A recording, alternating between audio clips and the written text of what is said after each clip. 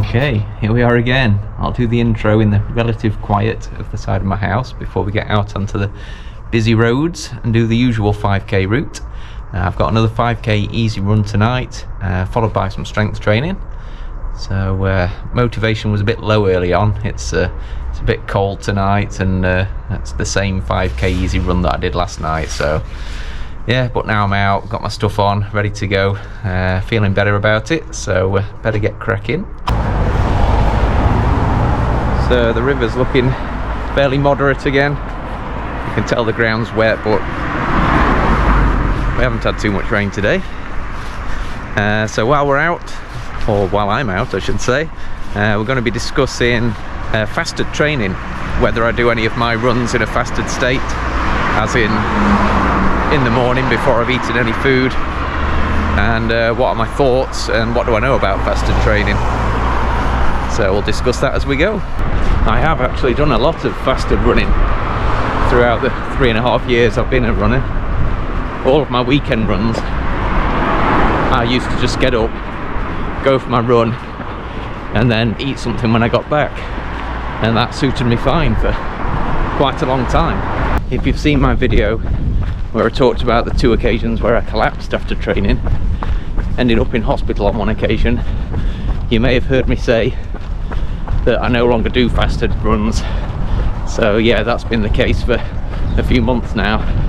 Decided to knock that on the head, having read all the ways that you can try to avoid these problems with potential fainting incidents after running, whether it be from hypoglycemia or as yet undiagnosed issues.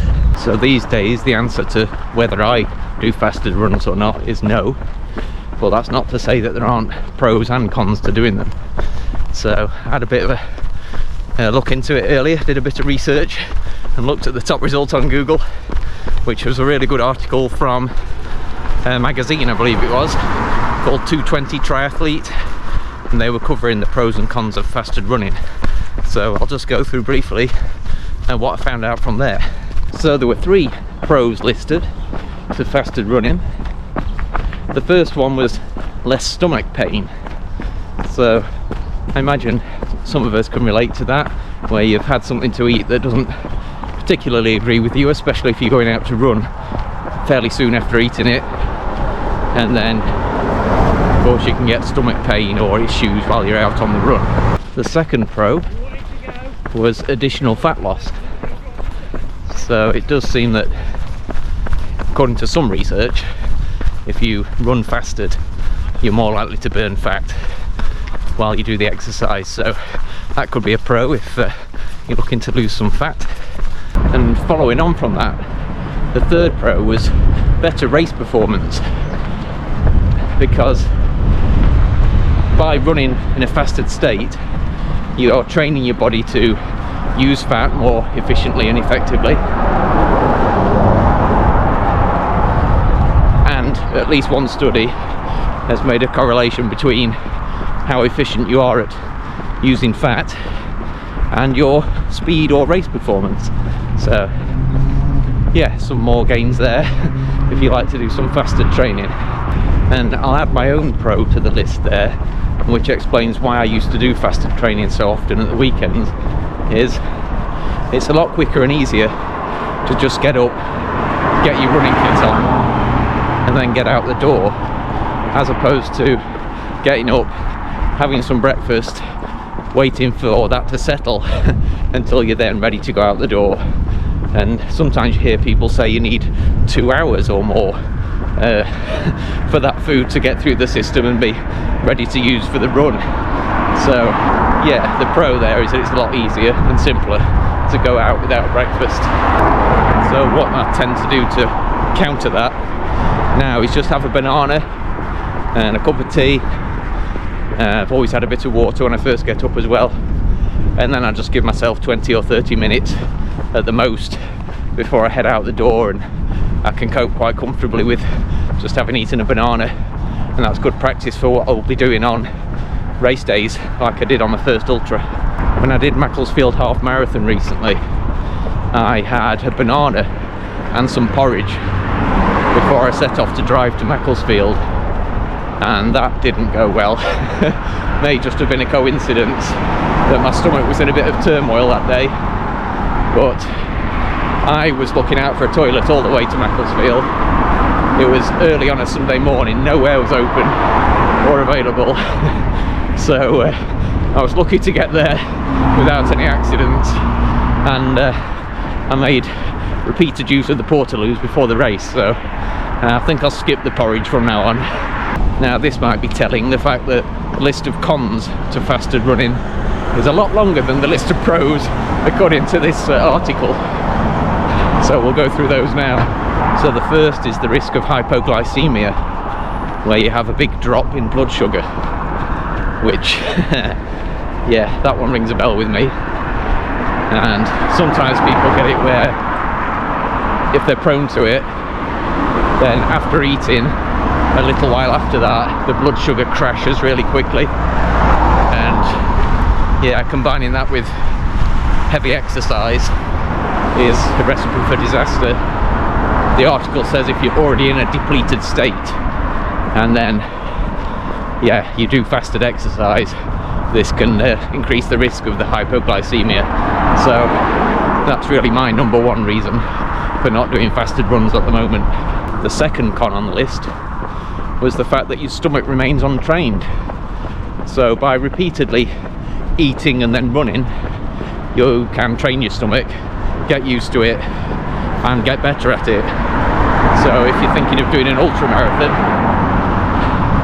or any race where fueling along the way is needed, then training your stomach by eating and running on a regular basis before the race is a helpful thing to do, of course. So yeah, the con of doing all your training fasted is that you're not training your stomach up.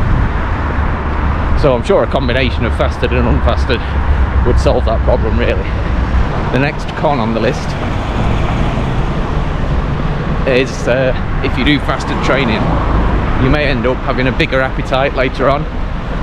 So if you're doing it to try and help with fat loss, you may find that you struggle later in the day not to eat more than intended because of the extra hunger levels. The next con is probably common sense, really, but you may find that you have poor performance on harder efforts if you've gone out without eating first. Obviously fat burning and doing harder efforts, tempo, speed work, they don't really go hand in hand. You need the easy access fuel to be able to perform as you'd like to on those efforts. The next con on the list is to do with elevated cortisol levels. Cortisol is often associated with stress, and when you wake up in the morning, your body can have elevated levels to begin with and be in a slightly stressed state, and eating food has been shown to bring that down again, whereas avoiding food and going and doing some exercise straight away, that can raise them even higher. So yeah, if you're trying to avoid extra stress, might be worth avoiding the fasted training as well, depending how you respond. So 2 more cons to go. One of them is that it can lead to poor bone health if it's done repeatedly. So at least one study shows this, and I imagine if you're going out without the preferred fuel, then you can be stressing your body, potentially damaging the bone in ways that aren't specified in the magazine article. So yeah, it has been shown that your bone health can suffer if you're regularly training fasted. And the final con seems to be just for the ladies, where it can affect your menstrual cycle, muscle mass, and bone density, as well as bone health. So just a big bonus 4 cons for any female athletes who might be considering fasted training on a regular basis. Of course, you'd want to read more into that, but yeah, it's yeah, a bit of a blow if they were your plans. So my takeaway from that big list of pros and cons there of fasted running is, perhaps if you can cope with all the cons on the list and your main goal is fat loss, then you could do some fasted training, maybe not all the time, just to help train your body use fat more, to gain the benefit of some extra fat loss during exercise. And then yeah, if you want to mix that up with some training where you're fueled up and not fasted, and I suppose you can get the best of both worlds there.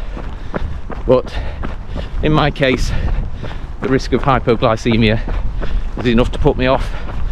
Despite the countless runs I've done in a fasted state, I just don't fancy it anymore. I'd rather not take that gamble, so I'll at least be having a banana before every run, and then take extra fuel with me if I'm out on a long run, which tends to mean flapjack or SIS gels. So they're my current combo that I'm practicing with and getting quite used to using. So I'm almost back now, just over 4k into the 5k run. It's a nice easy pace.